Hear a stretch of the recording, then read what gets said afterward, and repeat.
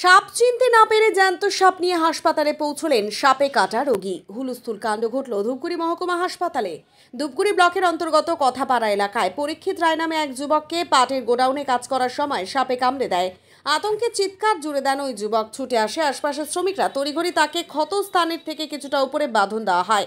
এরপর কিসে কামড়েছে তা জানতে খোঁজাখুঁজি শুরু করে পাটের গোডাউনে। সমস্ত পাটের গোডাউনে পাট সরানোর পর দেখতে পান একটি ছোট সাপ পাটের নিচে রয়েছে। তখন তারা বুঝতে পারেন যে সাপে কামড়েছে ওই যুবককে। সাহস করে ওই শ্রমিকরা সেটিকে একটি ব্যাগের মধ্যে আটক করেন। সাপ চিনতে না পেরে লাঠির সাহায্যে সেটিকে ধরে নিয়ে আসা হয় ধূপগুড়ি মহকুমা হাসপাতালে। এদিকে রোগীকে সাপসহ দেখে রীতিমতো আতঙ্ক ছড়িয়ে পড়ে চিকিৎসক থেকে স্বাস্থ্যকর্মীদের মধ্যে। হুলস্থুল কাণ্ড পড়ে যায় হাসপাতালে। চিকিৎসা করাতে আসা অন্যান্য রোগীরা ভয় পালিয়ে যান দূরে।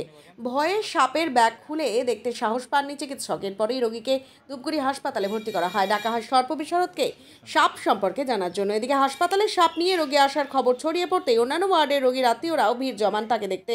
ডাকা হয় সাপ বিশেষজ্ঞকে।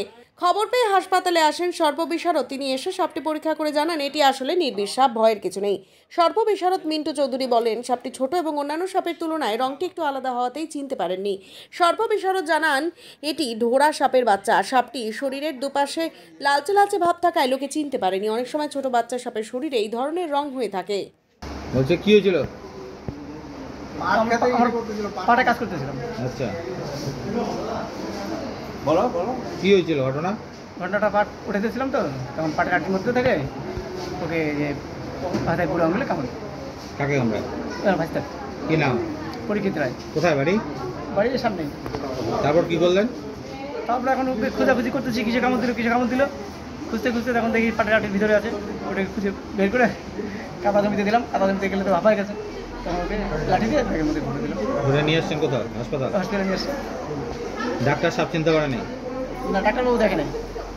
ডাক্তারবাবু দেখবেন খুলবো কোথায়, খোলা দেখা যাবে। তারপরে এখন কি করছে? এখন তো ভর্তি রাখছে? ডাক্তারবাবু ইঞ্জেকশন দিলাম, ভর্তি করলাম। আপনার নাম? গোপিন মিত্র। বাড়ি কোথায়? বাড়ি কথা পাড়ায় আসে। কোন patient? Snake bite. Snake bite এখন সব অ্যাডমিশন। আচ্ছা, 24 ঘন্টা মিনিমাম। নন পয়জনাস হলে পরে তো আমরা এখান থেকে রেখে 24 ঘন্টা রেখে তারপরে পরিস্থিতি অনুযায়ী ডিসচার্জ করি। আর পয়জনাস হলে তো অ্যাকর্ডিং টু কি অবস্থায় এসেছিল মানে পেশেন্ট? পেশেন্ট ভয় পেয়ে গেছিল, সাপটা চিনতে পারেনি। সাপ নিয়ে এসছে?